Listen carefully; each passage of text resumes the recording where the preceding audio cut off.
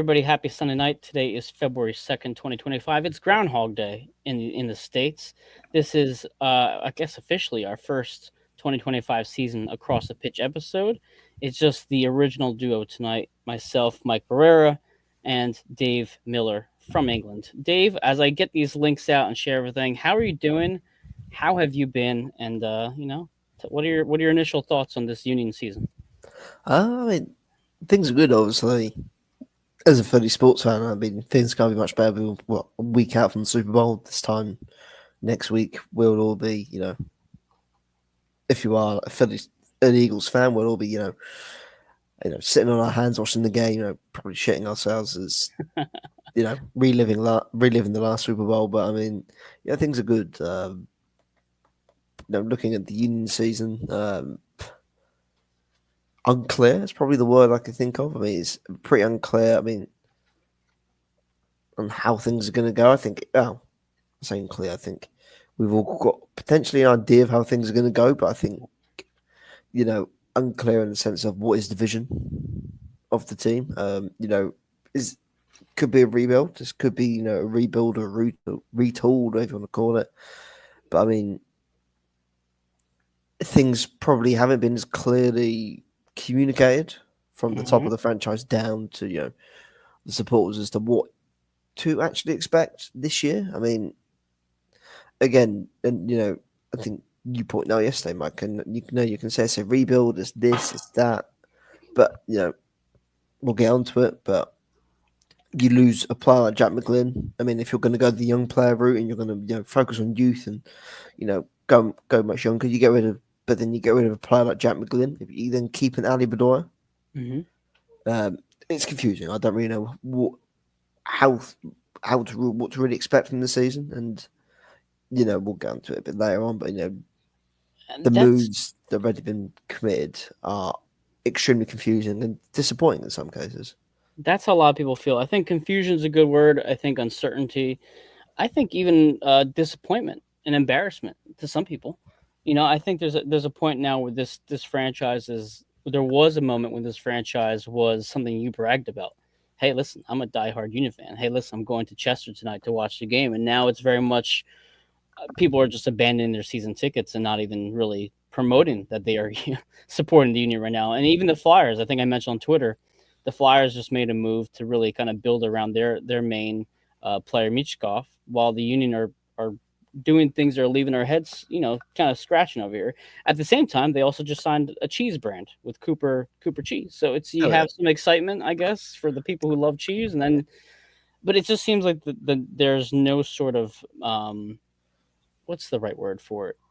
There's no sort of ambition from this club. It's very much just status quo. You got rid of Curtin, you kind of put an end to that era, and now you've shifted your way over to the new thing. A few people join us now. Eric said, rebuild on what? They've torn everything up. Lord of Olympia says, seems that Bueno will finally get some more time. That's a one bright spot for me this season, is Bueno's progression. And then Joseph Montañez says, 100% agree. I'm disappointed. I renewed my season tickets. And listen, Joseph, I don't think you're alone there. I think a lot of people are wishing they went to partial season tickets. And I'd be very surprised to see people want to re-up for next season. Unless the Union pull off some sort of miraculous thing, I believe that you're going to lose even more season ticket holders. So there's a lot to discuss. We're going to touch on things. First and foremost, let's discuss us for a bit. So across the pitch, we're back again. Dave, remind me if I'm wrong. This is our fifth season now? Fourth season? 4.5 seasons? I want to say four. I'd say 4.5. Yeah, 4.5. We started during the COVID year, I believe. The year out, the first Champions League. Yeah. First half of the first Champions League. Okay, so we've been around for a while now. Jose Nunez has been joining us now for the last couple seasons. He's doing big things that you guys all know. But this year we have a new logo, which you might have seen on my Facebook post as well as Twitter. With that, we finally have some new merchandise. So I'm going to share some of the merchandise we have. I saw some people already mentioning they would like to buy some T-shirts and cups. So if you do, I'm going to post the overlay here in 1 second if I can even find it. And of course I can't on the spot here. Oh, here we go. So here is the hoodie that we have. It's just the across the pitch logo with the snick and the bell. T-shirts as well. And then honestly, to be perfectly honest, this is my favorite. The mug looks really sharp. I really like the mug. So, Johnny Uleka, who is our main producer and arts guy from across the bitch, AAT Sports Network rather, will be putting these out online pretty soon for sale. I believe he mentioned the cups will be about, I think, $10 or so, and the T-shirt I think is be 15, and the hoodie a little more than that. So we'll get the final prices on there. But if you guys are interested, let us know. Thank you, appreciate it. Looks awesome. I think we're really excited about this. Eric said the merch from you is some of the only union related gear I'm willing to spend on.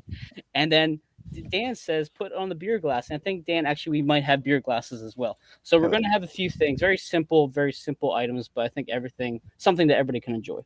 Again, yeah. I was gonna say not that the design looks sick, doesn't it? It's incredible design. Obviously, Johnny, hats off. Well, you've got the hat, Mike, but hats off to Johnny. Like incredible work from him, and I mean, you guys and him especially put a lot of work into putting that all together over the last few weeks. I mean, hopefully, I mean, you guys get out there, buy your gear, get your stuff ready for the union season. I mean, it's incredible gear, and make sure you can go out and rep across the pitch in AT Sports, and it'd be yeah, greatly appreciated from us guys. It's incredible. absolutely. A lot of work's gone into it, and it's an incredible new logo. Credit to Johnny, it's insane. Yeah, Johnny really put a lot of work into you. Like you guys see us the final products, even Jose. You know, credit to Jose. You see the final products with him, but you guys don't know how many times he's on the phone with me saying, "Hey, what do you think of this?" Or he's on the message chat with Dave and I. Hey, what? How does this sound? So there's a lot of work that goes behind the scenes. So a lot of kudos to Jose and Johnny for really pushing our product and our name. But enough about us. Let's talk about some union. I think the biggest thing people want to discuss today is Jack McGlynn. There's a lot of pros and cons from each side if you want to look at this. I want to hear your pros for getting rid of Jack McGlynn and your cons for seeing him go to Houston. Hmm. that's a good. Pros. That's a good start. The thing is, I've been thinking about it.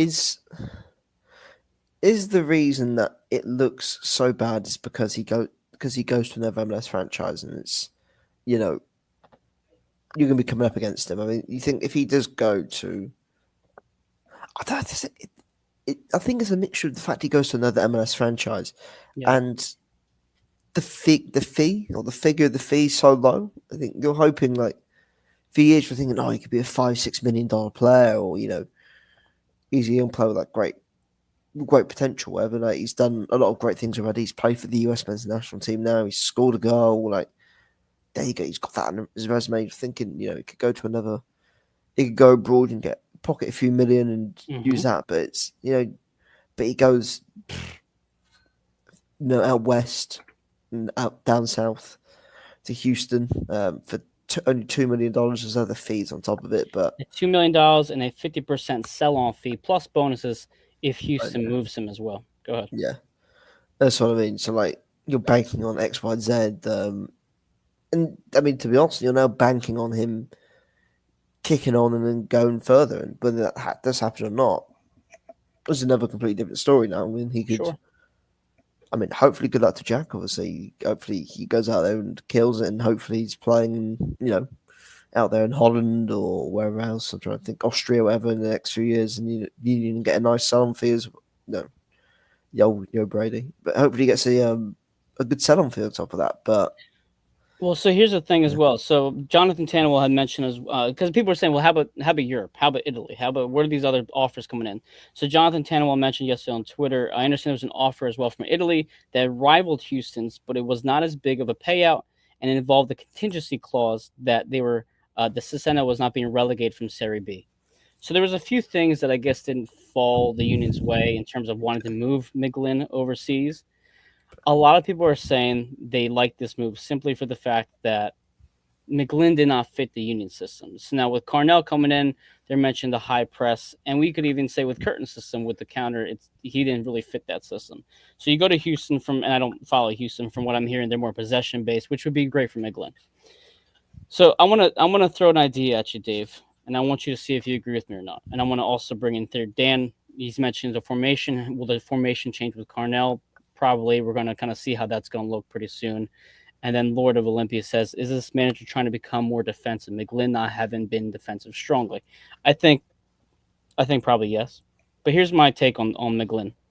If you look at the three homegrowns that we've had currently on the team, Harriel, McGlynn, and Quinn Sullivan. Of those three players, I'd say the player with the biggest potential, just simply as a player, is Jack McGlynn.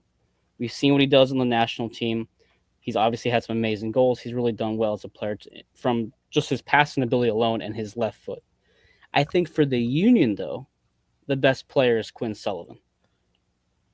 Would you agree that Quinn Sullivan is just a better player for the Union out of the three homegrowns, whereas McGlynn may be the better overall player? I think McGlynn, in terms of his versatility, definitely helps. I think, well, it, as Dan sort of mentioned about the change of formation and philosophy. Mm-hmm. I mean, we've seen that Quinn can play as a striker, can play behind, as a number 10, he can play out wide, in, like an attacking winger sort of role, or we can play, we could play in a flat full, or and if they stay with the diamond, he could play as an 8 on the outer like corners of the diamond, or whatever. But so I think, I'd say he probably is the player that probably fits his team the most. Whether he's Yep.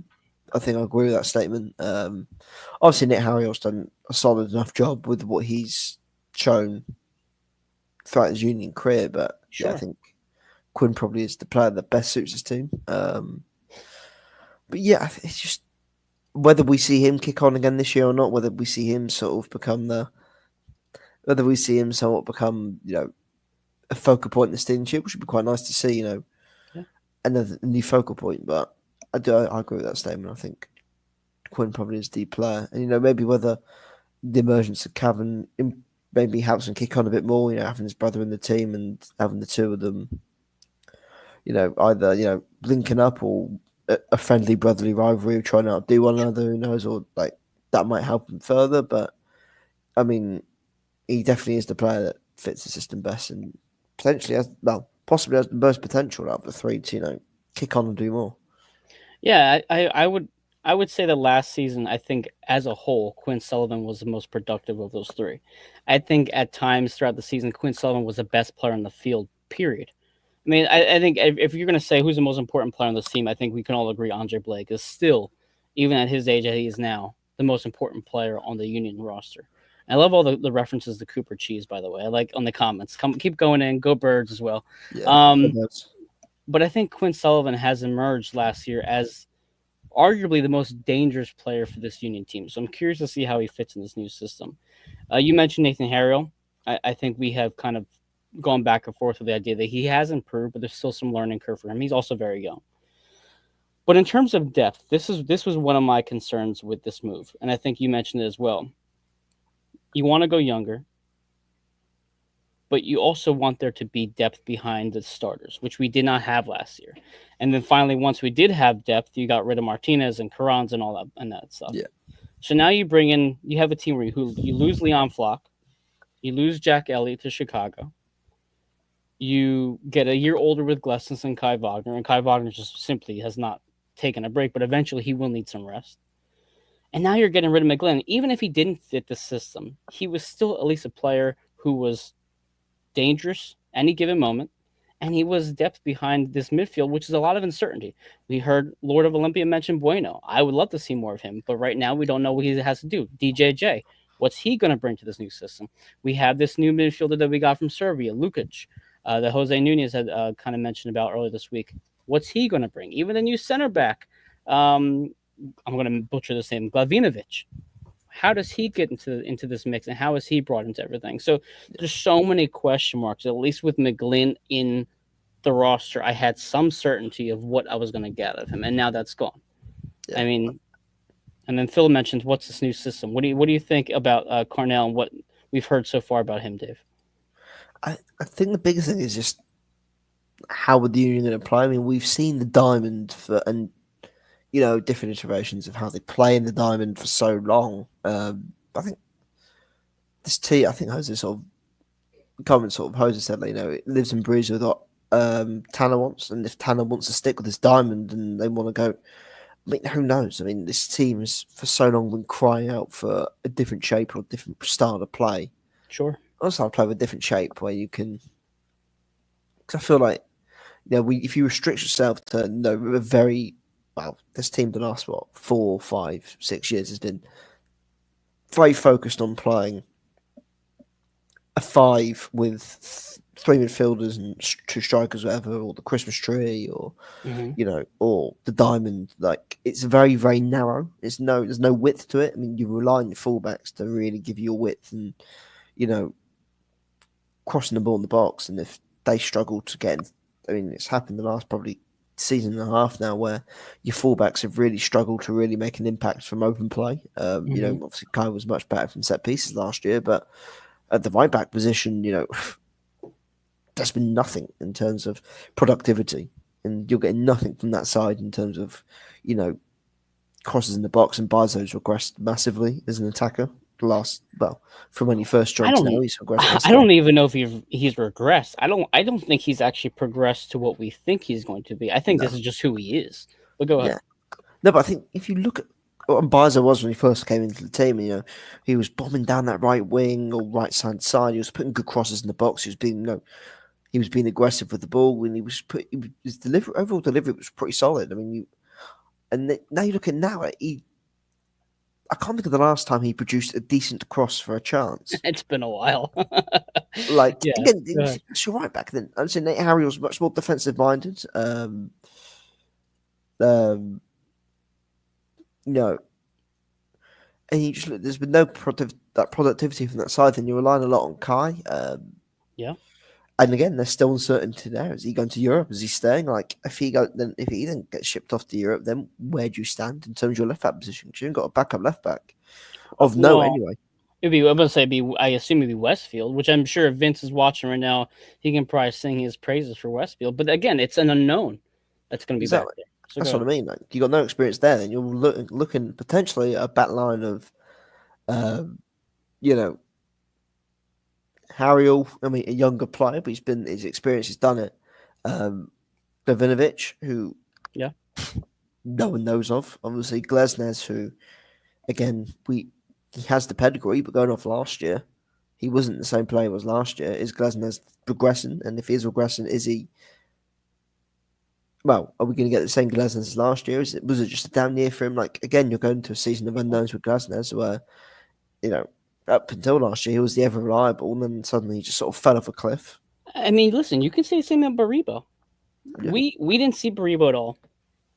We basically got the feeling that he was completely useless for us. Suddenly, Ty comes in. And he's just like a shot of adrenaline in our arm. He just goes off this incredible historic run, right? Like this really insane run, which obviously is impossible to replicate year after year. So, what is Baribo going to look like for a full season? How is Ua yeah, going to look a year older, right? Um, even in terms of the center backs we have, maybe we got rid of the wrong one. Maybe Jack Elliott was actually the better of the two, and then we're stuck with the regressing Glesnes, was what you mentioned as well. But one of the things that we've heard, and I'm going to bring up a couple comments again. Brady mentions the issue was Jim didn't play the kids enough, and now we're told that we're going to play the kids more, but then we get rid of Jack. Eric's comment saying Jim didn't play the kids enough to sell them and bring in some more new kids. Rinse and repeat. When ownership said we are a selling team, they meant it. That's their business, not the business of winning and earning hardware. The problem with that, Eric, is that in their town hall, they showed a dedication to winning and that they wanted to win something now, but their moves suggest otherwise. So, Dave, I guess something that you and I have talked about in the chat. What do you think the Union's actual motive is right now as a franchise? To win or simply the kids? Because it feels more like a farm system than it does an actual MLS team. but I think again you saw how it. But even then, I mean, you look at the moves made at the U2 level, and it's like LeBlanc had a great year last year, and I think he took him to the MLS Next Pro Finals, and he's out as head coach literally at the end of the season. I mean, we all were sitting there thinking, Jim's gone. Is he going to be the guy that steps up and takes the first team job? I mean, it would, going off how this team works structurally, it would make the most sense. I mean, and then having the head coach of the of your second team being feeding through players from the Union second team up to the first team, and the Mm-hmm. head coach would be Marlon LeBlanc. Would Yeah. make sense. They're going into a familiar field, but no, they get rid of Marlon and they completely reset the team entirely at all levels, and sort of like. things that have worked over the last few years, they're trying to get away from. But again, I think, as you sort of alluded to, Mike, they're going the youth approach this year, but they're going into it with players that haven't really proven anything, or players that we have no idea what they're going to be like. I mean, again, they're going to lean more heavily on players like Raffanello and Chris Donovan to provide depth. I mean, are we finally going to see Macania? Well, you're not going to have a choice. Okay, so that's the thing. Last year, you were stuck with, well, you had Damian Lowe until we got rid of him too. I forgot to even Yeah, mention that, right? So you have Elliott and Glasses being run into the ground. You get rid of Damian Lowe. Nathan Harrell, who is your right back, ends up being your backup center back. yeah. And now you have Pierre, who's what? I think he's like 17, 18 years old. So you have a kid. You have Macania, who we really don't know on this level. He's obviously seen some good signs of him on the Union 2 level. Um, but one thing that I'm really, really frustrated about, and that I don't think is getting talked enough about this season, maybe it is that the Union have still not replaced Corey Burke. It's been 2 seasons now, and we still don't have a consistent third striker. We have Donovan, who basically is a guy who might get lucky and put in a good goal, and that's it. He works hard, but no offense to Donovan, he's just not an MLS caliber player.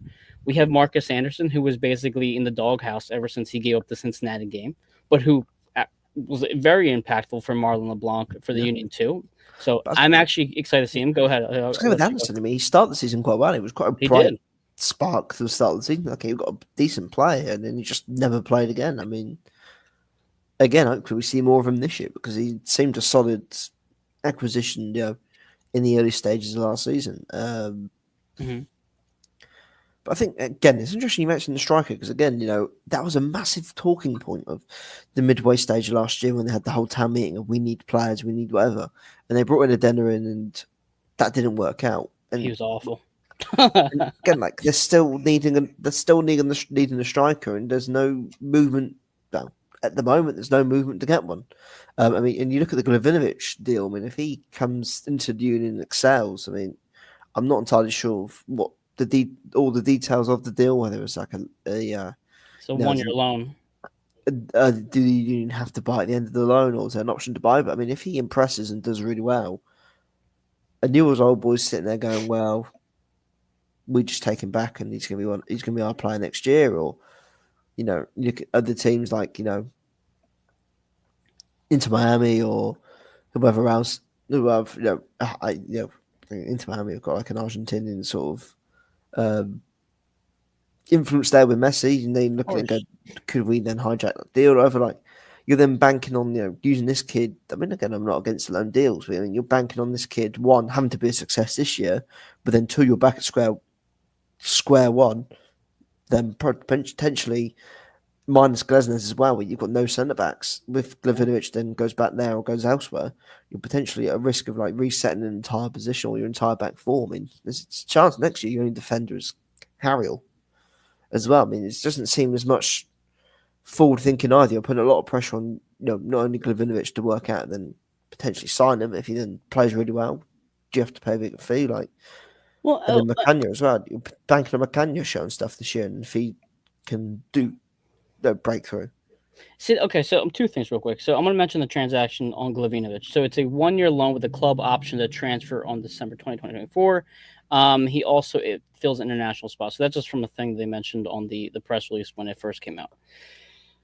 Here's the issue, and Eric says in the comment, they pay lip service to winning. Their actions prove who they really are. I think the fans would be less upset if they just admitted that they're trying to go younger, and that's it. Like the Sixers, they flat out said we're gonna suck real bad for a long time, and there's a reason behind it. The union kind of said no, we're trying to win now, and then they obviously get rid of what 5 players of last year that have had some major impact on the team. So I think that's where the fans are upset the most is that they're not only just getting a poor product to the field, they're getting lied to on a consistent basis in our face about it.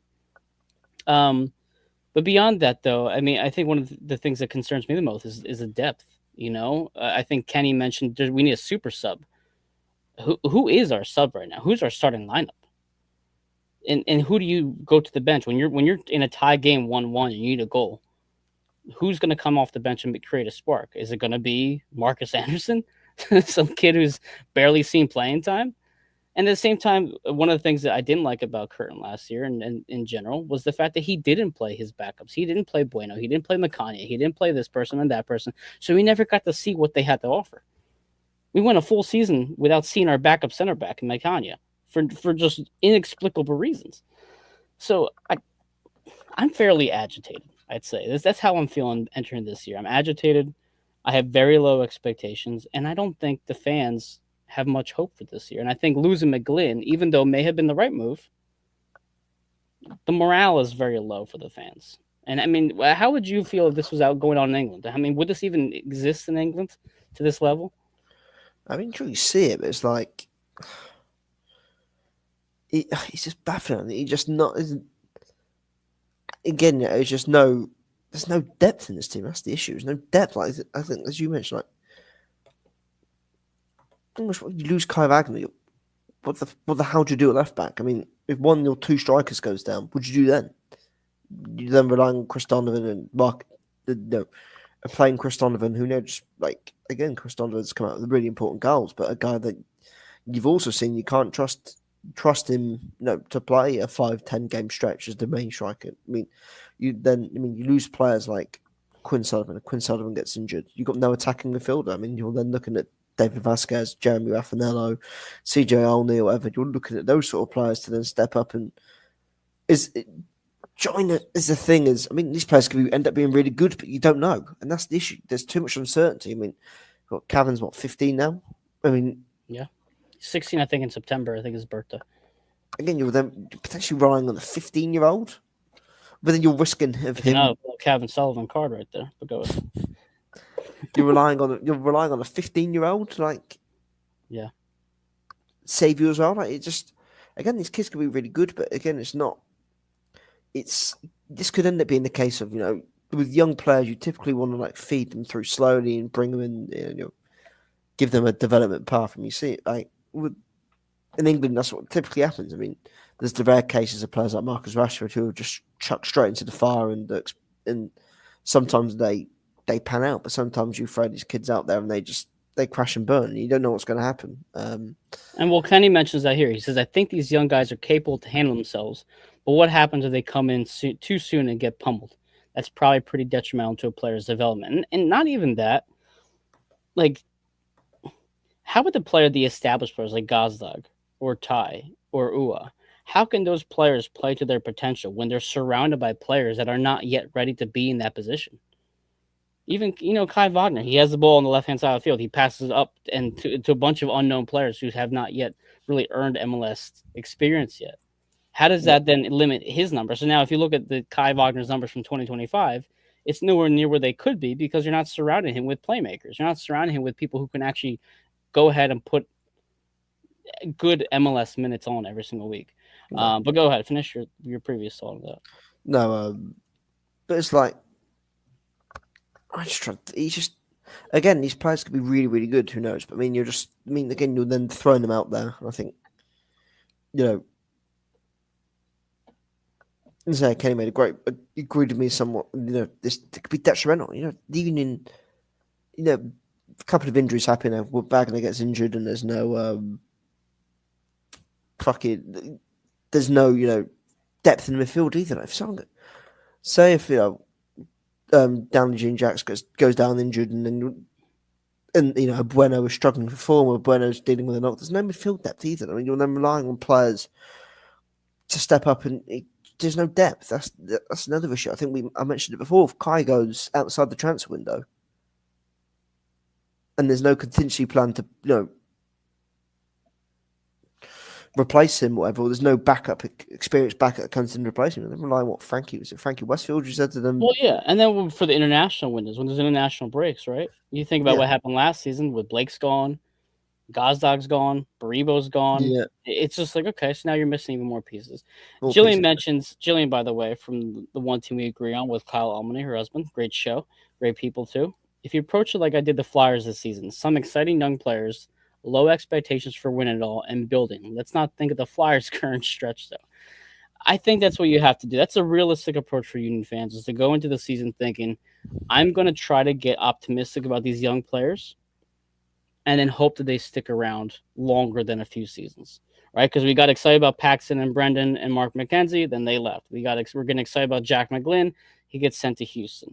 So I agree, it's fun to get excited about some young players, but the Union have also showed they're not going to hang on to any of those young players. And I think that's kind of disheartening too, because you want to see these young prospects do well and stick with us long term, and then they just don't. I think Quinn Sullivan is probably going to be the anomaly. He's probably going to hang around our franchise much longer, especially with Cavan there. You think he's going to probably be with the Union at least a few more seasons until Cavan's gone, and then from there we'll go from So figure that out from there. it's at 18 or 21, and he's going to go over to City. I think it's 18, or I don't know, but Yeah, but like When Cavan's 18, he'll be with Man City. you've got a year at most of him actually playing consistently to Yeah. go. I mean, again, that's a lot. Again, that's a lot of pressure to put on a 15-year-old. I mean, they essentially used him last year to move tickets, but like, oh, Cavan Sullivan's going to be on the bench, or he's going to play, whatever. Like, he's a kid still. He's still growing. He's still developing. Like, Yeah. you can't rely on a 15-year-old to bloody be the savior of your team and be the reason people want to come and watch you. Like, So I mean, it could be awesome. I mean, it's a lot of again, it's a lot of pressure. And there's a lot. I mean, but I think as well the big thing was obviously the whole town hall meeting, discussions with the union and whatever. Like the promises, oh, there will be signings, there will be signings, there will be signings. But then at that point, that message encourages the fact that there's an ambition to strengthen the team and make a push, and they didn't strengthen the team in the long haul, did they? It was short-term acquisitions, and then again, perhaps the union can come out and say, oh, we made our intentions clear with with the business we have, with the business we have made, doing this and this. But it's like you're giving off the message that you are going to sign players, you're trying to be competitive, and then going into this off season, you pretty much have lost most of the players that came in last January. You lost other players, and there's no contingency plan for a lot of positions, and you're taking a big risk. Really, I mean, I think they're fortunate the fact that the transfer window is essentially closing, so Kai would be here for half the season. Yeah. I'm not sure when the transfer window opens for the MLS during the summer, or whatever, but you're then relying upon if Kai does go, you have to act swiftly, quickly to replace him. Or does it get to a point where you're in the season when you're rock bottom or second bottom, you're 15, 20 points outside the playoffs? It's like, what's the worst that could happen with Frankie Westfield? And is this season a season where they're going to try and sneak backdoor the playoffs and try and be as competitive as possible? And if it goes to shit, then they go, okay, fuck it, we'll play Marcus Anderson, Jeremy Raffanello and CJ Only can get a chance, Nelson Pierre, when you get yourself a game or two. Like, is that what the plan is? Or that has to be. So that's the thing that I mentioned last year. There was a point, I think, and Todd Lewis, our friend Todd Lewis from the Free Kick, mentioned there was a point last year when the Union were really deep. They were very deep. And you got excited because it was like right during the League's Cup run and they were starting to turn the season around, and then you get rid of Martinez. Yeah. A lot of what the Union did is, yes, they signed players. You signed Lukic, you signed Glavinovic, you signed DJJ, but you're not adding to your team. You're simply removing players that are already on your roster and replacing them. These are not reinforcements, they're replacements. That's the one thing I had an issue with. But one of the things I want to talk about tonight, and we kind of wrap the show this way too. So Kenny says, what do you think it'll actually take for change to happen with this ownership? And if Eric mentions an act of God or fans stop coming completely, one of the two. The reality is the Philadelphia franchise fans are not patient. We want to win. We want to win now, or we want to see some signs of winning. Do you think Tanner survives the year, or at least comes back next year, if this team is bottom 2 in the Eastern Conference? I mean, clearly he's going to come back next year. I mean, that he survived everything else. I mean, like, okay, but then hold on. I'll stop it real quick then. Cornell's going to be here for at least a couple of seasons, right? They're going to see. I mean, well, okay, maybe not. There has to be a breaking point, though, Dave, and I think that's what the fans are. Where is the breaking point where this is just not working? So that's why I really think is if you're saying it's a guarantee, why? But is Tanner the Sugarman? Is Tanner to Sugarman what Roseman is to Lurie in the sense that he's the right hand man? He has the keys to the franchise. No matter what goes wrong, he trusts him. I mean, how did he let him get rid of your long like that? Like that, they let him get rid of Jim Curtin. Well, Jim Curtin left like that. And LeBlanc like that. He completely uprooted the team where even if the first team was looking great and there was question marks whether he completely uprooted the second team for whatever reason. Yeah.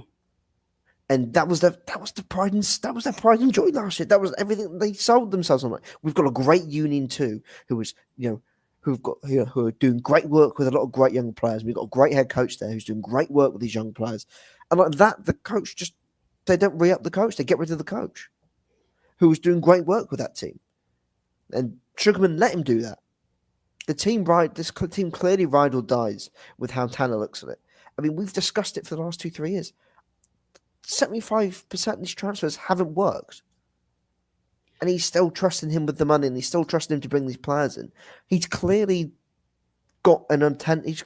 I'll be shocked, but he's clearly got a long leash to do what he wants. Because, I mean, again, as I just said, you can't sell this team off. We've got a great academy system. We've got a great product. Union 2 is an incredible thing which we put a lot of money and time and effort into.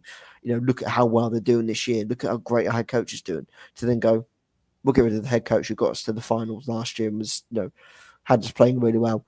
And kept the same team focused. I mean, Yeah. When when a lot of other things were going on behind the scenes, a lot of other things were happening around the time, and he managed to push the team into the final, get them through the playoffs when there was a lot of horrible things going on behind the scenes, a lot of things that happened outside of the team, impacting the team. With Holden Trent, for example, Yeah. the horrible incident with Holden Trent sadly passing. I mean, again, LeBlanc had to try and deal with that, but that's a young group of players. Those are essentially children having to see one of their teammates sadly pass One of the away. youngest teams in the league, too. Yeah, one of the teams in YouTube. LeBlanc had to deal with trying to deal with that, and to let him go was just baffling. I think, and the Holden Trent situation as well. It was a horrible, horrible situation. I mean,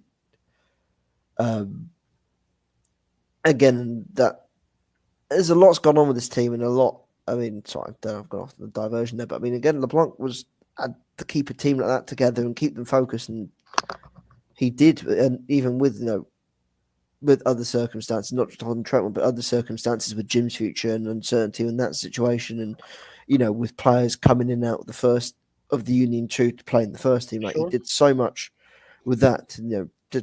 Without consistency there with his group of players, he's managed to guard them to a final. To then get rid of him in the snap of a finger, clearly he trusts Sugarman and ownership trust him with their life because he's able to do what he wants and able to bring in whoever he wants, and there's no repercussions for the players that he brings in, even if they fail. I like the Howie Roseman analogy. For those who are not big Eagles fans, Lurie loves Howie Roseman. I mean, through and through. And if you go way back into Roseman's tenure, I mean, he signed, was it that firefighter? What was that guy we signed? Watkins or whatever? Yeah, Somebody in the Eagles who knows Eagles history pretty well too. Howie Roseman had some pretty bad moves. I mean, you can even look at what's that kid, the guy we signed instead of Justin Jefferson? Jenna Rager. Yeah. He had some pretty bad moves, and he went through the whole Chip Kelly thing. He got sent to the doghouse, and he comes back. Now he's GM of the year every single year. There is loyalty with some owners to their GMs or to their sporting directors, whatever, and it feels like Tanner is he must have blackmail on Sugarman or something. Like there has to be something that is just keeping his job alive. Because at Kenny's point, I don't know. I don't know, because right now this season you're going to see some lows for the attendance, and I don't know if bad attendance is enough to get him fired, because if we're still selling players and we're still making money off the academy, and he's still making money every year, is it going to matter? Is he really going to care? We got premium seats now, so I mean you can buy money, get money off that too. We have a cheese brand now, so it's going to take a lot. I don't think this team. Even if this team were to finish in the bottom of the barrel of the Eastern Conference, I do not think it's enough for ownership to make a move. I genuinely don't. I don't think even optics at this point is enough for this team to make a move. I mean, you can look at even the social media. I know this sounds dumb, but maybe everything is about optics.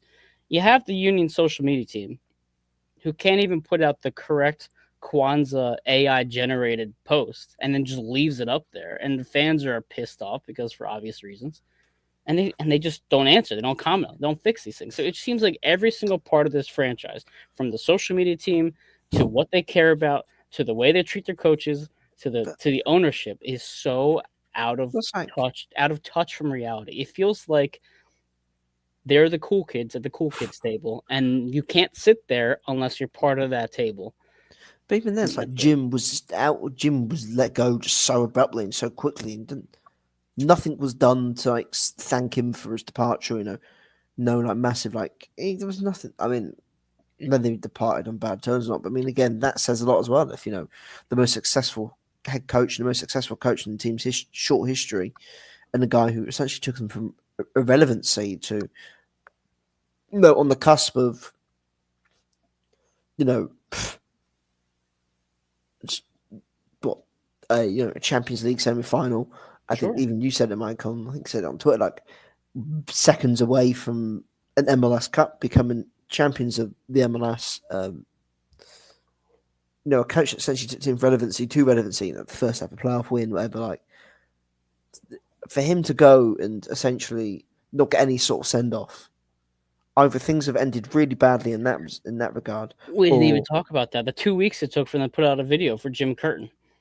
just things were just dead silent. Jim's gone. Yeah. It was sort of like even then the things that moment's gone. Then you'll then it that's him just not just a slight on whether I mean again if things have ended really badly there, then you can't exactly be all mushy and be all like, oh, we love Jim, whatever. So feeds down. It's just it's just all just so baffling. And it again, if things have ended badly with Jim, is it why? I mean, what do you know what I mean? It's so I think much. it's just simply the fact that Jim didn't agree with Tanner.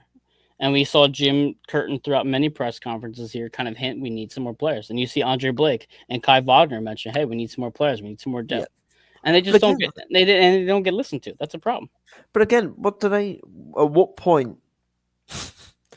At what point do did those players look at it and go, Andre Blake's what in heading towards the end of his career? Does he go, I'm too old for this. I want to go. I want to go test out in Europe. I want to have. I want to have Europe. I want to say I've played European football in my resume. And he goes, I want to go.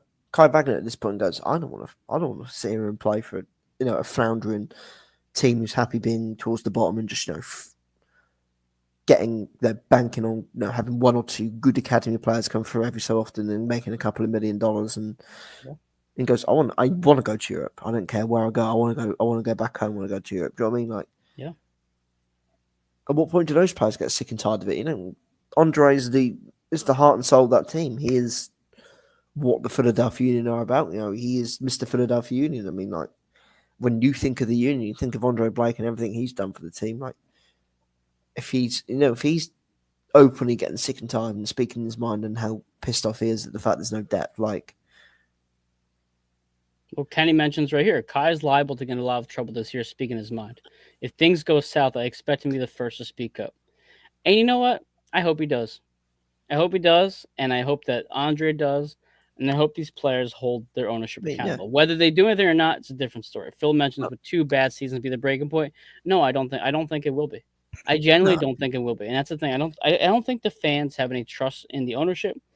I think you're right. I think players like Kai and even Jacob are sick and tired of this, and they want to win. But if you're a free agent or a player wanting to join the union, what's the what's motivating you to come to Philadelphia to play? I think. I mean, they're not paying. They have to pay the players money to come, and they're not. Clearly, they're not looking at bringing players in. But I just, Brass this year. I mean, I said it. I mean, I've said it last year. I've probably said it before in the season before, and like, there's no, there's just no accountability at the top. And Tanner can do what he wants, and that's why my issue with this whole model of general manager, or whatever, bloody director of football, or whatever, like they have too much say in what goes on the pitch, but then don't face the consequences when everything goes wrong and everything blows up. And we saw that a combination that last year with not enough signings or not enough players that fit how Jim wanted to play. And we saw that with Jim's reluctance to use the players that he actually had brought in because Jim didn't like them. Jim didn't think that they suited the way he wanted to play. Yeah. You know, Torres, um, Davo for a bit. Dava. Bueno last year for inexplicable reasons.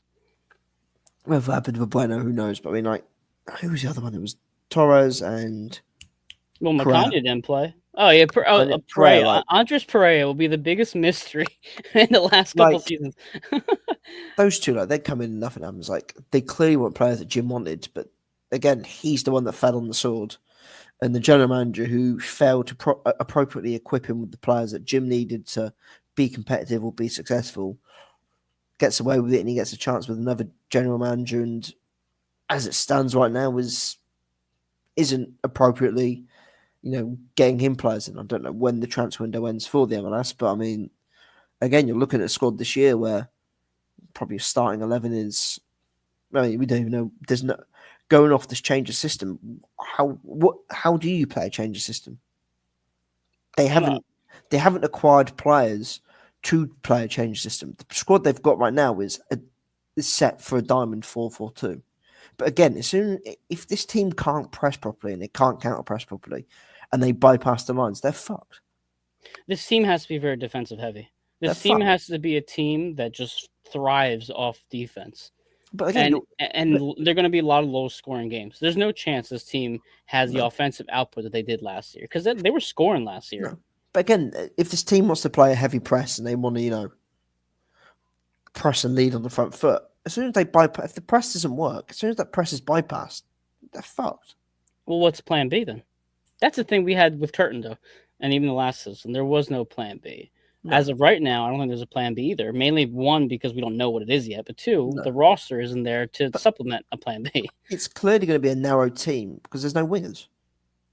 They Once haven't again, signed any wingers. I mean, unless they play Marcus Anderson and Quinn Quinn. out wide, like there's no actual natural wingers who you look at, like an Ilsinho or a Fafa Pico who gets on the ball and you're excited because he's got pace. He's going to turn defense into attack quick when he gets on the ball, like, on the counter attack, which is one of the biggest issues that the Union did struggle with on the counter attack the last couple of years, especially, is there was no real ball carriers where, when they did get on the ball, you thought, okay, we can run at them now. We can actually cause them issues.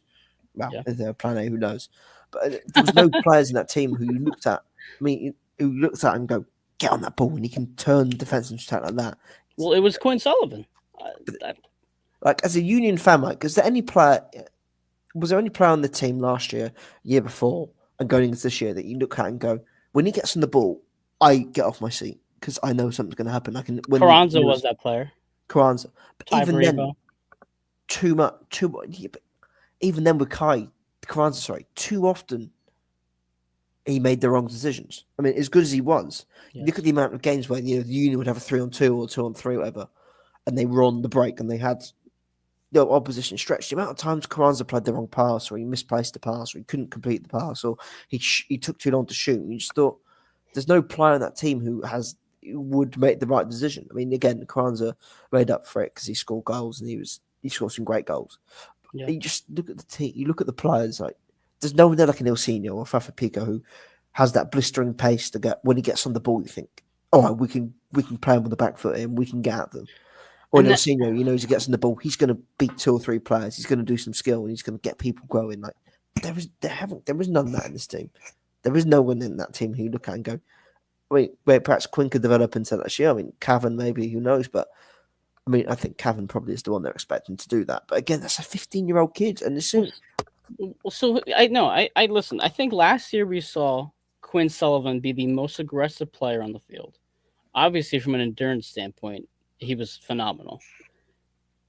He lacked a lot in the final third. We saw his final touches being a bit too heavy.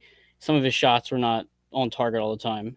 But Quinn was the guy who, when I saw him play, and he had the ball at his feet, I knew something. He was going to try to do something. If you're an opposing team and you're trying to think, how do I stop the Union? I'm trying to focus probably on Quinn Sullivan, Daniel Goslock, right? Keep them out of the game. If you keep them out of the game, you're going to be perfectly fine. From a fan standpoint, though, Dave, you're right. There really is, in theory, nobody who really brings you out of your seat. like really it draws your attention. And I think that's the shame for fans right now, more than anything, is the fact that there is not excitement on one player at least. There's not a clear cut person that you are buying their jersey for this season because you have to see them play. They're not there's no Saquon Barkley on this team. I'll tell you that much. No. And that's where it's unfortunate because the Union are competing against four major sports teams in a very competitive sports market. And every single season that passes, there's gonna be less and less care for this team to the point where they're being thrown to the mix with the wings and the soul once again Yeah. because they're just not relevant anymore. And that's the thing that sucks for me the most because we were so close. We were that close to getting that at City's attention, and it's just basically going spiraling down. And then the people in the comments, they're voicing different, half jokes and opinions on things, but they're right. It's no promise. We're just throwing shit together, seeing if it hits the wall and works. Um, Eric says wrong. My favorite player is Sell the Team, which might be everybody's favorite player at this point. So there's just not a lot of optimism tonight, and I think we want to talk about and specifically tonight was the outlook on the year. And I think you and I have kind of both gone back and forth with saying there's not much of an outlook for No. positivity. It's very negative right now. Um, we have a game in a couple weeks. We have a few more weeks to go to see how this team's going to look. We've had some glimpses of them overseas in their preseason matches, but I don't really take too much stake into that. It's just preseason. I mean, What did you notice anything? Do you want look to at address? defensive. I mean, I think what game was it? One of the goals they conceded was terrible. It was against Slavia Prague, and the 1-0 defeat. The goal they conceded was just a massive calamity. You think, has things changed from last year? Probably not. I mean, who knows? I mean, I don't think they've scored in their preseason games yet. I don't think I know so they either. just. Oh no, they just scored. They scored against. They scored against Aarhus from, I think, Norway or Denmark. Yeah, they scored against them, but two defeats so far against two European opposition. So, Dave, let's just do an early prediction. You and me now. Where do you think the Union finish this season? And before we even actually see them play against MLS quality. Somewhere between 11th and bottom. Okay. And with that, do you think both the coach and Tanner come back the next year, regardless of result? Tanner comes back. Tanner comes back. You don't. So you're not entirely sure that the coach does. Okay. Fair Does he enough. not? I mean, like, does he? Does he not? I mean, if it goes all badly, does Tanner go, oh, just the wrong coach at the wrong time? Who knows? I mean, I think I'm going to agree with everybody here. I'm looking at this table right now, and I see teams who some of these moves I don't know their moves yet, all across the board, but I don't think we're above 13. I think the wooden spoon is a very real thing for the Union.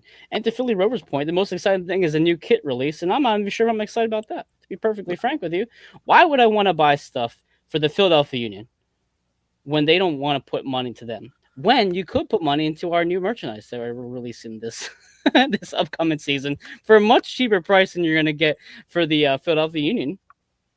Sure, the kit's exciting. I think they're having a release party on the 15th if you guys are checking that out. But besides the new kit that's coming out, the excitement for me is low. So I want to agree with you guys. I think bottom of the table, wooden spoon is where we're going to thrive. I do think both of them come back, both Carnell and Tanner, no matter what. And at this point, yeah, it's going to see do the Sons of Ben make a stand and try to get something more out of the team? Do the players make a stand and try to get more out of the team? I don't know. We'll find out. yeah. I think if they stick with the coach, then fair enough. I think that then shows that perhaps there is something in place for them to, you know, properly that they are committing to something. But whether they do or not, is a different question. I mean, also good on Leon Flack today. Obviously, playing a good game and winning He did 5 play a 0 good game. in his debut. Good for him. But I mean, no, I mean, whether everything comes together, who knows? I mean, this team could end up being really good. I mean, I guess they could end up doing shocking us, backdoor in the playoffs and having a good season. And some of the young guys really show up and show off and play really well. Who knows? But So what's okay? So what is? I'm going to bring up Brady's point in a second. What is a productive season for the Union this year? What would you say is a success at the end of I'm the year? being competitive, fighting for the playoffs. If they make the play-in in the playoffs, I think that'd be a competitive year. Actually, young, having younger guys that haven't showcased their abilities, haven't starred like Vasquez or an Olney or whatever, like actually become key players and show that they've got something about them. I think that would be a success. But if they go into the year and you just see, I mean, what would be a massive negative note if you go into the year and you see the same old faces playing the same old minutes? You know what I mean? Like if Bedoya's playing, heavy minutes, and do you know what I mean? Like if players that ends up happening, at the expense of say Quinn Sullivan getting game time, or Sure. you know, at the expense of crikey, Bueno. I mean, Bueno, or a Vasquez and Olney, or crikey, even if Rafanel ends up getting minutes, like, do you know what I mean? But I'm gonna stop here. I like Eric's point. An Open Cup run and or chance of the playoffs is a positive thing here. Yeah, That's that's what Eric's thing is. I think that's fair. I think an Open Cup run is what the Union fans have to look forward to this season. I do. I think that's the big one. If they can like fashion a cup run, or just even making the playoffs, I think that'll be a success. 'Cause I think they've traded away the draft picks, haven't they, for the next draft? They I'm not have traded. They've sure. traded the next three draft picks to They Colorado. haven't they? So Also, again, regarding Leon Flock, real quick, and I'll let you go. Today he had 90 minutes. He was 32 of 39 for accurate passes, which is 82%. He had 57 touches, 4 out of 5 tackles won, which was a game high. 12 defensive actions, 13 duels won, which was a game high, and 5 recoveries. So Leon Flock, in a 5-0 win for his new club, did very well. Very well. I was just going to say as well. I mean, on the note of like being positive, being more negative. I mean, like I think I said to you. I don't know. We could do this another time, mate. But I think just for me, like from an international fans perspective, or from a fans perspective as well, like looking at the team and the way that you know, I've got issues with Apple TV, and we could go like the Apple TV like deal over like. Why would I want to spend 100 plus pounds or whatever, 120, 130 pounds on MLS season pass Hmm. to exclusively watch the Union when the product's looking like this? I mean, I'm not going to anywhere. I can watch it via other means. Is like bet you get free streams on the betting apps without commentary. I'd rather do that than pay £130 to watch the Union play anyway. But I mean, when they're like playing the way they are, essentially, and as they're doing at the moment, or as expectations are at the moment, whether that changes or not, who knows? But I mean, as a fan, why would you want to pay that money as an international fan to do that? And two, why would you want to? Do you know what I mean? There's just we can get to it another time. I think I've got the messages loaded up, but Yeah. um, again, like it's a lot of money to commit to watch the team as well. Like even for you guys, like it's a lot of money to commit, and if you're not feeling it as a fan, like look at it, like again, that is the other risk this team faces is if they continue to show a lack of interest or lack of ambition, the fans will then continue. The fans will then show put their money where their mouth is and potentially show a lack of interest and Sure. won't come down games. So there's a fine line or a fine risk that they're potentially running here. You run the risk of seeing what you see in Oakland with the Oakland A's. You Mm. have a risk of seeing what you see with the Chicago White Sox when there's like 15 people there. I saw someone say on Twitter, it seems as almost like the Union are tanking so they could sell the team and send it somewhere else and make a profit. I mean, you're really spiraling towards a dangerous level, and I think people are mentioning the Apple TV. I'll bring up Brady's comment right here. The only thing I'm spending money on is Apple TV, but it's like even that's $90 a year to watch to get the MLS pass to see a team suck every single week. And then of course the games are all at the same time. It's not like I can even watch another game if I want to while the Union are playing because they're all basically 7:30 or whatnot. there's just a lot of negativity going on, and we'll talk about more of the Apple deal later on. We'll talk more about this team as the season approaches. We'll have a whole preview, that kind of stuff. I think at this point we can go back and forth, and I think the comments are really hitting home with the negativity this team has this year. It's not just us, the media people. It's not just the loudest ones on Twitter or Facebook. I think it's a consensus that this team is going to be bad, and the fans are spiraling out of control with their emotions, and I think rightfully so, because it's getting to the point where it's nauseating watching this product every week. But one last thought, Dave, before I sign off.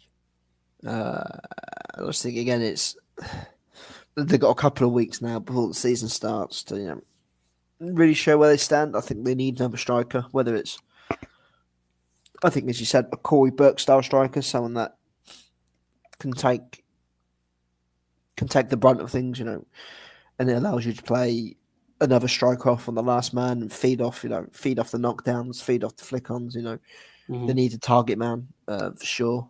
I think a left back probably. I think is probably a player they do need. I mean, another centre half. I think as well isn't too out there, because I mean, if a Glesner,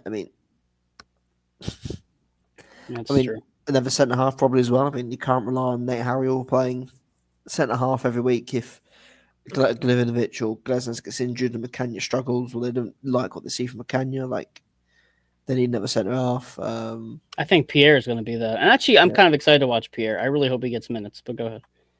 Yeah, I think there's definitely, they need a few more players, and just I mean, again, we don't even know what formation. From the looks of it, they're playing a narrow formation, which indicates that they're probably going to stick to the diamond or whatever. Yeah. So yeah, that's probably as much as I can go into detail of was my final thoughts. But for you, Mike, got any other final thoughts of what you're expecting? No, I didn't want to have such a negative episode, but listen, guys, guess what? That's what's going to be like this season. Got a lot of negativity, but I think that's one reason why we enjoy doing this show. I guess from a AAT sports perspective, I think a lot of people like the post game shows we did last year.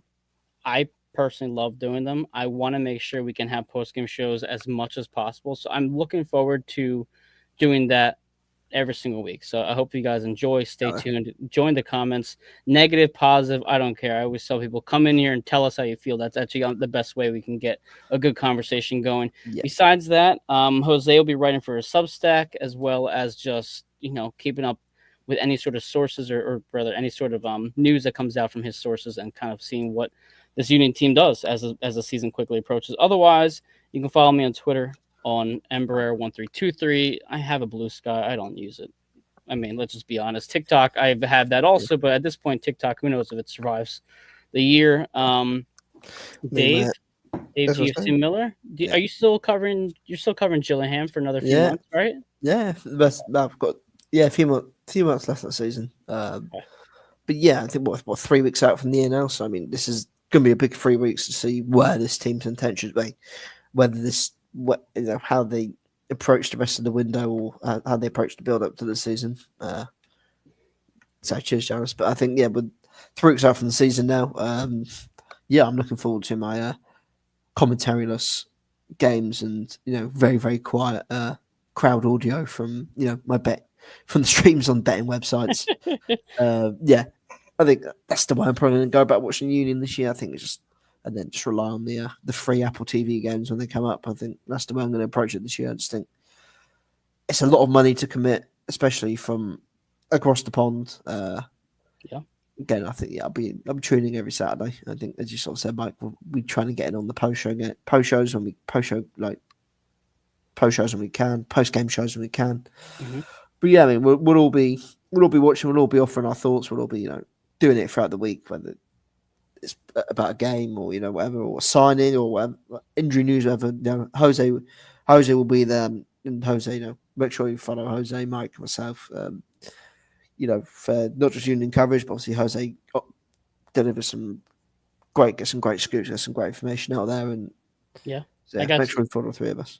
I got some news today. Jose might be doing a little inside scoop. Something might be good happening for Jose. So I'm hoping, cross my fingers, that gets done, and we can see even more content coming from him. We'll be in touch there. Otherwise, most importantly, guys, go Birds. Go Birds. See you later.